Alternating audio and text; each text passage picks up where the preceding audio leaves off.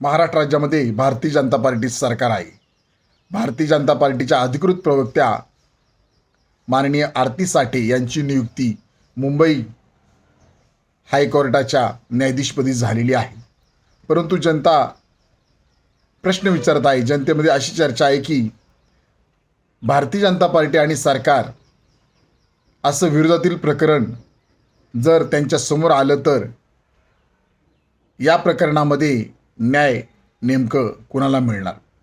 तसेच न्यायपालिका आणि कार्यपालिका म्हणजे सरकार, न्यायपालिका आणि सरकारमध्ये अधिकार क्षेत्राची रेषा पुसली जात आहे असं यामुळे वाटत आहे. त्यामुळे संविधान निर्माता महामानव डॉक्टर बाबासाहेब आंबेडकर यांनी लिहिलेल्या संविधानावर हा घाला आहे असं आम्हास वाटत आहे.